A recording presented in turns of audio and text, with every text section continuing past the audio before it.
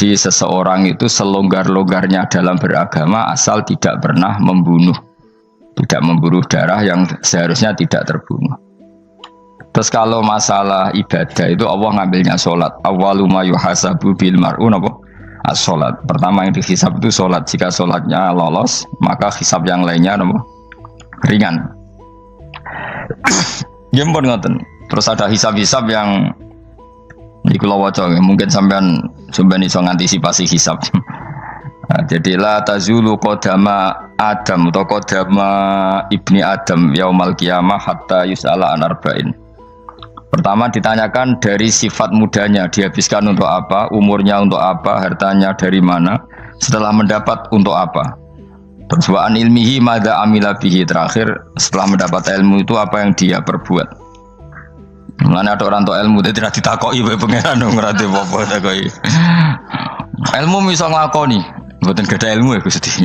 Terus serepet sampean. Dunya mboten gadah dunya. Lha apa ning dunya nggih ngentosi mati sing mon-mon niku aman apa? Sebab itu orang fakir itu masuk surga lebih cepat timbang orang kaya kacek pinten 500 tahun kutakoki. Dia apa mboten gadah napa-napa. Iso ngaji mboten. Jadi gak perlu pertanggungjawaban mereka napa? Sekacau kan.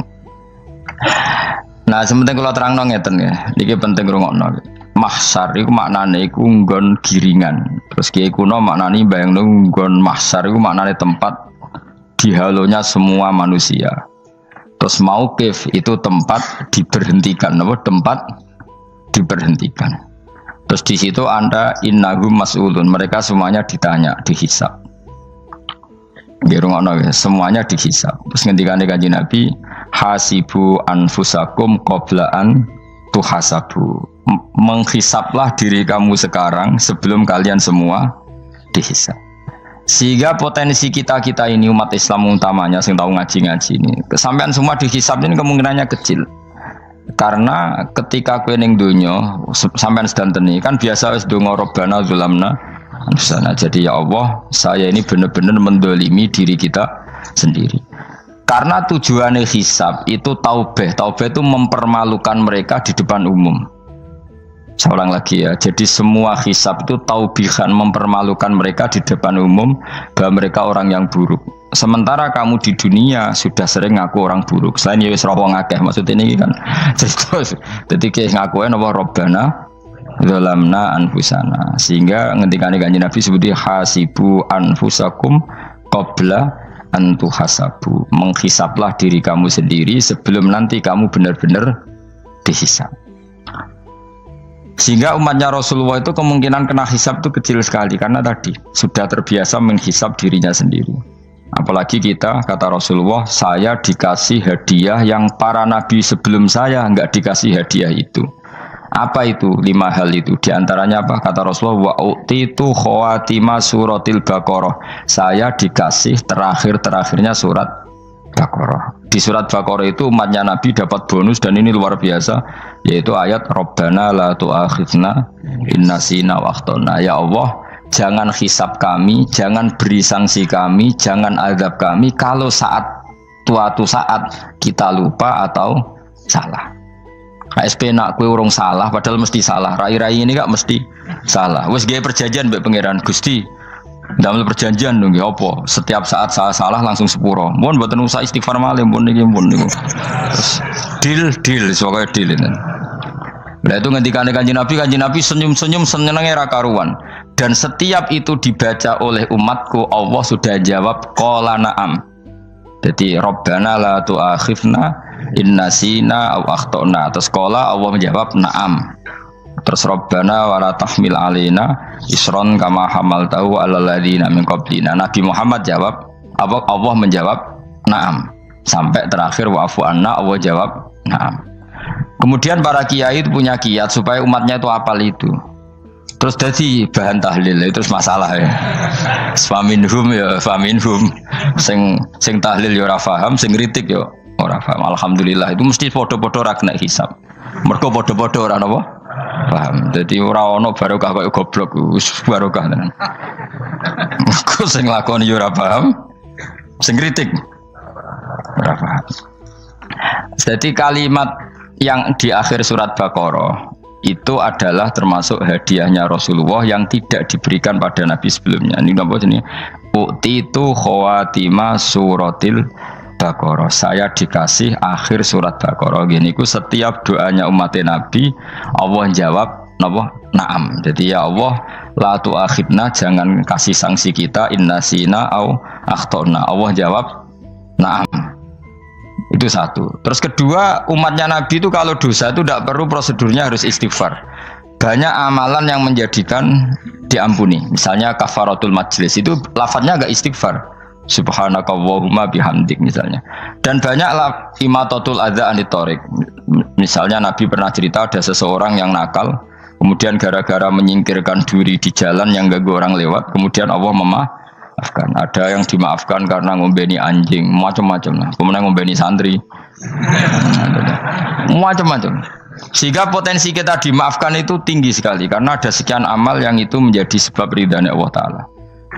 Malah kalau dalam dunia wali itu ada seorang wali mau ngarang kitab, kemudian tintanya itu diminum lalat, dia membiarkan tinta itu sampai lalatnya sampai kenyang, kemudian gara-gara itu dimaafkan oleh Allah Subhanahu wa Ta'ala. Banyak sekali. Sehingga potensi kita dimaafkan tinggi. Terus turus, dadi orang rasani wong enggak macam-macam lah. Iku ya insyaallah di sepuro pengiran. Dadi ana wali, dadi wali mergo kakean apa? Turu ditakoki, "Kenapa kok turu wong wali? Mboten siap roh donya, Gusti." "Kenapa? Donya wis rusak tok, patok mboten roh, Gusti." Lah iku ya mari swarga napa? Ya swargane wong turu ya kira-kira dot.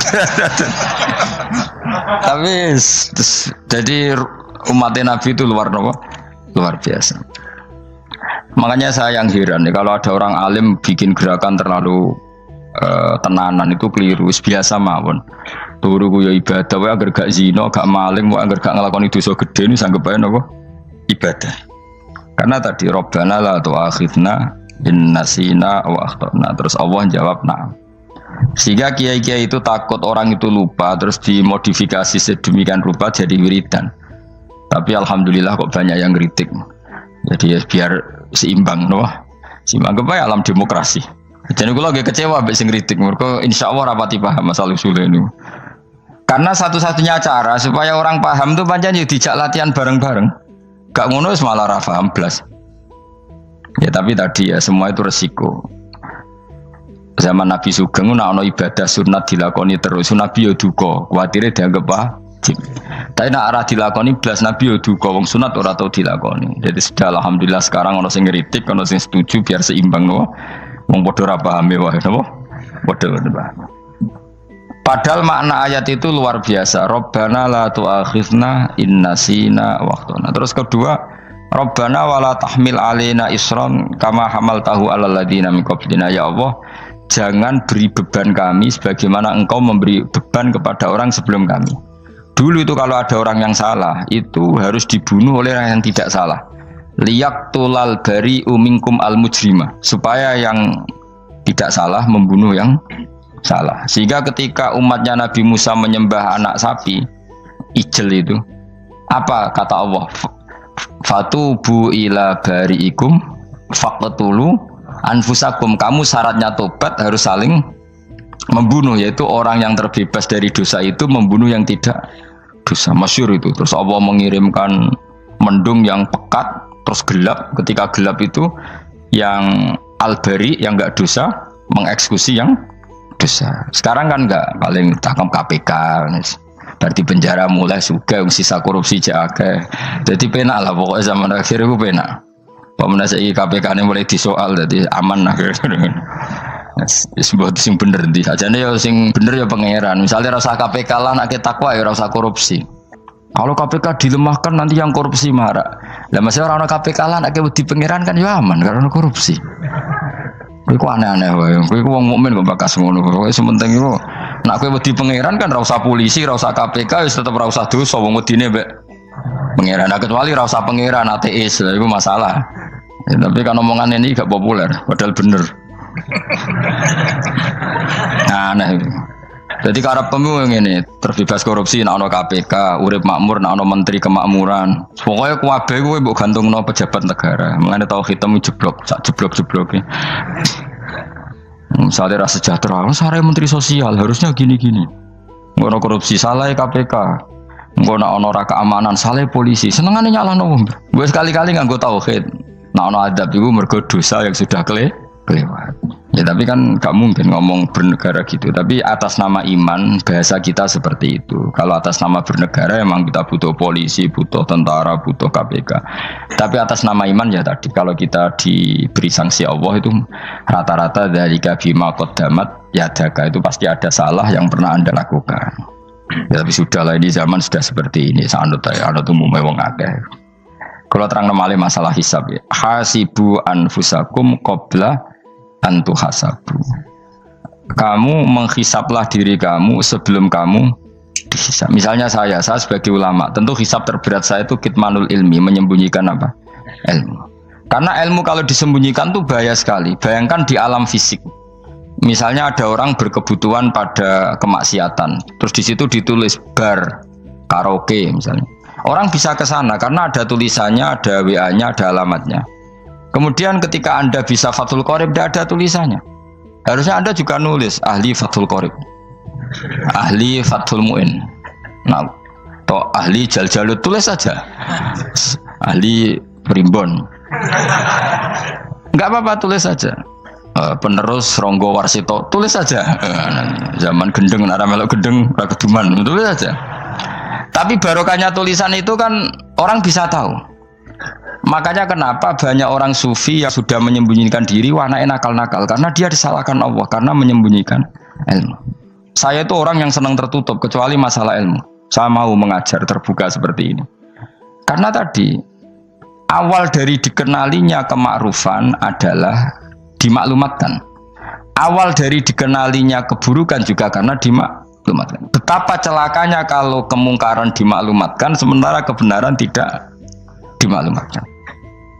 Makanya Mbah Mun itu sampai berfatwa, Mbah Mun guru saya itu. Nah ono masjid ra ono menawarane Mbah Mun duka. Masjid kok ora ono menarane, wajib ono. Dulu saya iskal, kenapa menara jadi wajib? Tapi setelah saya tambah angan-angan, secara fikih jelas tidak wajib. Tapi coba bayangkan, misalnya ada bar lampunya tinggi, orang dari jauh tahu itu bar, sehingga kalau mau maksiat misalnya ingin ke sana. Sekarang misalnya masjid gak ono menarane, ada orang ingin sholat, ono masjid tahu ora. Tapi baru kayak ada menaranya kan? Tahu. Intinya semua kebaikan itu harus dimanarohkan. Makanya manaroh itu dari kata nur, dimenarakan, dari kata nur, dari kata dicahayakan, dimaklumatkan. Sehingga mulai dulu lama itu meskipun humul itu menyembunyikan diri. Tapi kalau masalah ilmu mereka membuka diri. Loh, coba kalau misalnya ngaji seperti saya ini, saya tidak terang-terangan jadi orang alim. Sebetulnya nggak baik. Kalau kamu ujub, sombong, aku orang alim itu tidak baik.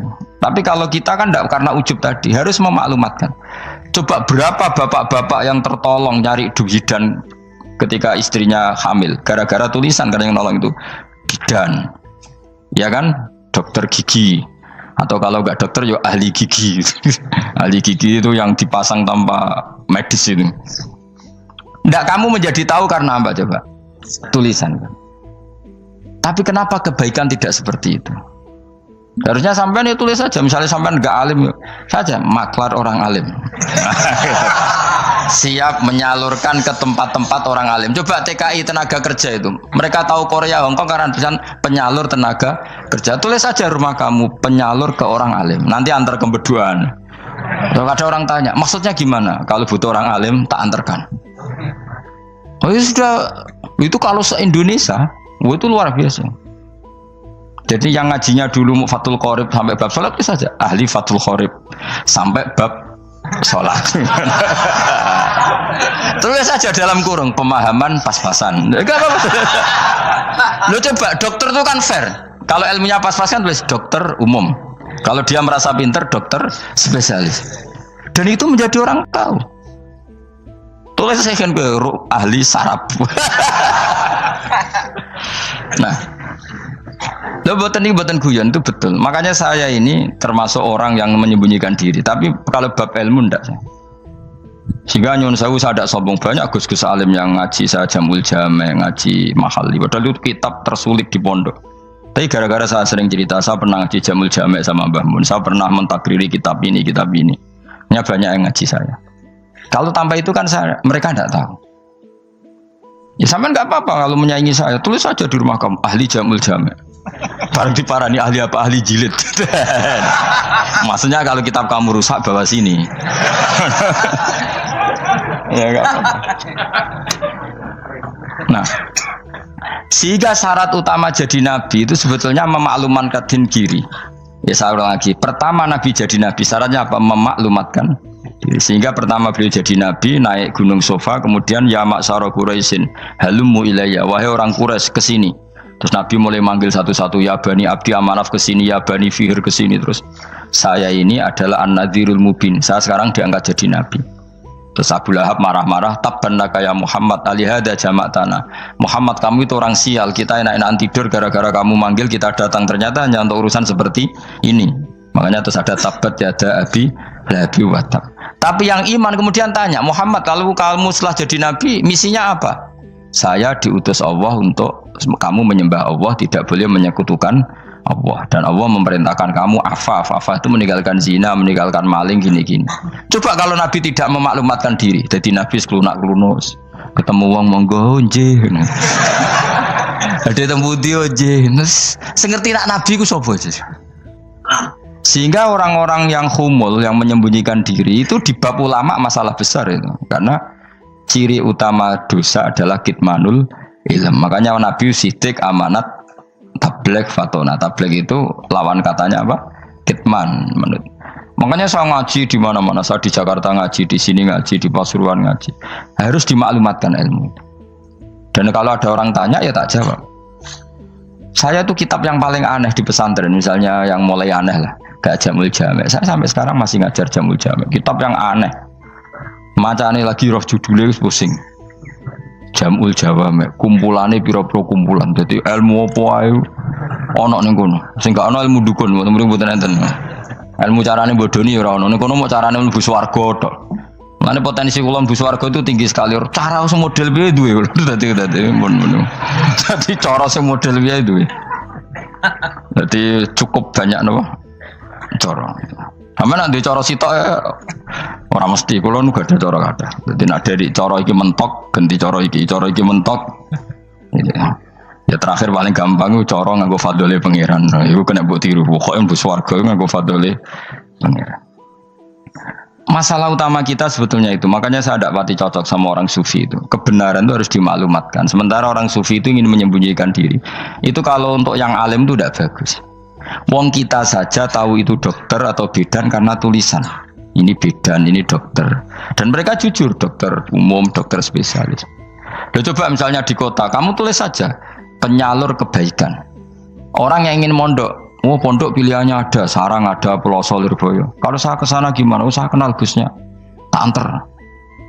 Wan keren, sudah ada penyalur. Kalau orang bisa tersalurkan ke Korea, ke Korut, ke Jepang karena tulisan, kenapa tidak banyak orang tersalur kebaikan karena tulisan? Gue orang mau kelunak orang jelas. Meskipun nanti ditawari orang, mesti dulu sih ahli takrib, mesti wong guyu, ahli fathul qori sampai bab sholat. Tulis saja jujur, maaf tapi hanya sampai bab sholat. Tulis saja, ada maafnya barang, maaf tapi sampai bab sholat. Gak apa-apa. Paling untuk wong sowan, larian modal jenengan 2 tahun.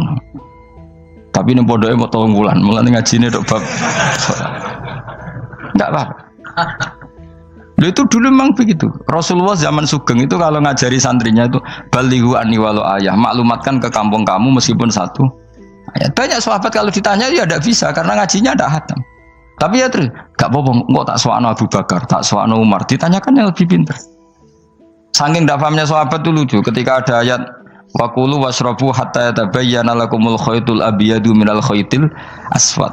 Itu kalau mau tidur ya benar-benar bawa benang putih sama benang hitam, ditulis dipasang di pintunya. Jadi kalau makan diinceng lagi, kok masih belum kelihatan, wah masih boleh makan. Terus begitu. Kalau sudah mulai syuruk, mulai padang, wah berarti sudah imsak.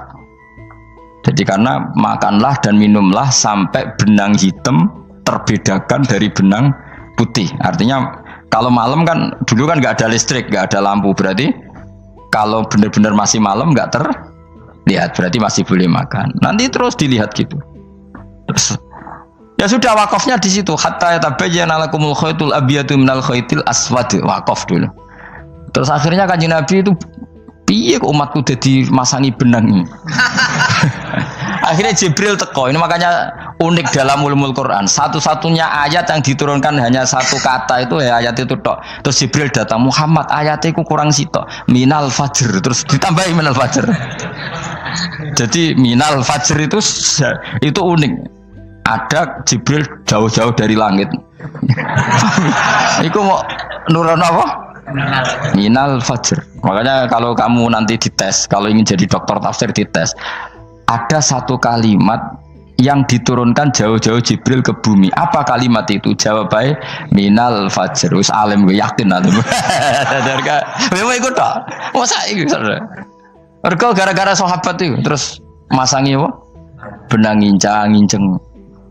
Akhirnya minal fajr. Baru mereka tahu maksud fajar, maksud apa? Benang hitam artinya malam, benang putih artinya fajar. Sodik sudah menyingsing.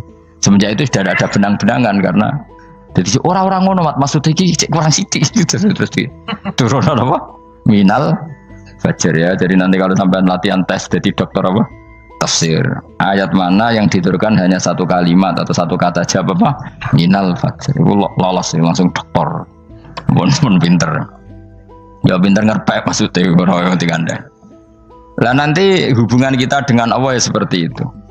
Sejauh mana kita memaklumatkan Allah, sejauh mana kita mengkampanyakan Allah. Saya berkali-kali bilang, saya kemarin kan di Korea itu sebetulnya saya yakin hanya doa saya sering berdoa, ya Allah Engkau dipuji di langit dan di bumi. Lalu kalau di bumi ateis itu caranya kayak apa? Dulu saya itu terobati karena Uni Soviet setelah persemakmuran banyak menjadi negara apa? Islam. Berarti itu bukti bahwa Allah pun dipuji di bumi Uni Soviet. Lalu yang kayak Korea kayak apa? Ternyata betul Koreanya tetap ateis, tapi gara-gara diserbu wong Indonesia. 49.000 wong Indonesia ning Korea Selatan. Iku mbok gawe sing salat separuh, iku cek piro? 24, kira-kira ya selawe digawe 20.000. Wis 20.000 salat kabeh, tahlilan kabeh surwame. Lah kok sing ngritik tahlil muni sunah Rasul tok serame. Pokoke rame lah walhasil. Kita tahlilan wah itu enggak ada hadisnya. Sak apa sing penting muni hadis sing sitok tahlil muni hadis ya ibadah, tahlil ya ibadah. Mbok lah soal kok bener ding totalan guri sing penting rame. Maksudnya sementing rame ngomong visi Islam. Kita Islam tahlil sitok Islam sunnah Rasul enggak masalah. Wong ape yakin bener saiki ya ora ono klarifikasi, tapi sementing kan kabeh ngomong tentang Islam. Artinya gini, Allah punya cara untuk supaya bumi Korea itu ada yang bertasbih bersujud. Mil'us samawati wa mil'ul. Allah tidak kurang cara. Golek wong kedonyan ditawarik ke sana demi uang, bareng wis ning kono dielingno pangeran. Segawe masjid, kontrak masjid macam-macam lah, masjid kontrakan ning Korea. Nang kene ra ono masjid. Pusing. Saya pernah ngisi di satu masjid itu, gua bari pintu gerbangnya bukan salib kan. Ternyata tingkat 1 itu gereja, tingkat 2 bar, tingkat 3 masjid. Kadang ya kebalikan, masjid, bar, gereja, satu gedung. Jadi malaikat saya tidak tahu lewatnya gimana itu kalau nggak tahu itu cara lewat gimana, karena malaikat bagian rahmat itu nggak bisa dia lewat salib. Tapi dia harus menulis ganjaran yang sholat. Nggak tahu saya lewatnya dari mana karena itu. Ya tentu dia punya cara lah, tapi yang jelas ya agak bingung ini gimana. Itu pernah yang tingkat 2 itu bar pas aktif. Ada santri yang ya pekerja imannya pas-pasan. Kalau nanti gus badhe Jumatan, mlebu bar pas aktif wae wong ayu. Meh wera Jumatan. Mergo mau tingkat 2 bar, tingkat 3 masjid. Itu ono khutbah yang barnya tetap main, ada bar yang masjidnya tetap khutbah. Itu masuk bar.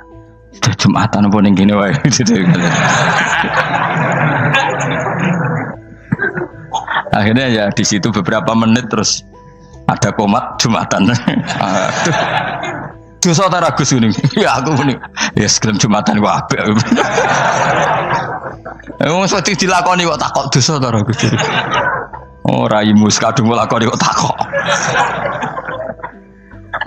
Artinya gini, Allah punya cara untuk menyebarkan Islam di Korea. Sama seperti Allah punya cara untuk menyebarkan Islam apa di Indonesia. Dulu orang Gujarat, Punjab, ya sejarah ini menurut saya ya tetap sebagiannya benar. Meskipun tidak seluruhnya benarnya. Sejarah Islam masuk Indonesia rata-rata orang kan menulis pedagang Gujarat, India ke Indonesia dagang karena mereka mukmin akhirnya juga menyebarkan apa? Islam. Itu jelas nyata. Meskipun tidak semuanya seperti itu karena ada yang dibawa Yusuf Baros itu yang muridnya Sayyidina Ali. Terus juga ada yang dibawa beberapa habaib dari Yaman langsung ke Indonesia kayak yang di daerah Tuban itu kan langsung habib-habib dari Samarkand langsung ke mana? Tuban. Makanya saya bilang sejarah itu semuanya benar. Karena memang variasi masuknya Islam di Indonesia itu banyak. Jadi itu enggak masalah. Sampean niru sing kedunyan mawon sing luwih gampang napa? Lho nggih to, kayak Jakarta itu kan kota kayak gitu, baru kayak wong kedunyan orang ke Jakarta semua. Gara-gara tahu mondok pedutan tadi ahli Fathul Qorib tadi yang sampai bab salat, terus bikin masjid. Iku coba takoki faraid terang ora iso kan. Pemene takoki muamalah terang ora iso, tapi nak trimo carane salat sing batal apa ngentut roh dene. Aduh. Ilmune roh nak nganti bab iku jek roh. Sing batal salat apa jek roh dene. Ngentut nyekel wong wedok jek roh. Tapi mbok aja takoki sing detail apa? Cara mengenali kiblat dengan hisab ya marostil kiblat wis ora iso. Atau nganggo komputer delok. Nganggo jam nganggo kompas. Padahal ana ilmune ya marostil apa? Kiblat di bulan tertentu, hari tertentu itu nanti matahari tepat di atas Ka'bah. Serang arah iso, nak ngono niku serang arah iso. Ya saya ulang lagi ya. Jadi kesalahan kita adalah kebenaran itu kita sembunyikan. Padahal awal dikenalnya Islam itu lewat i'lam. Fasda bima tu'maru. Kebenaran harus dimaklumat.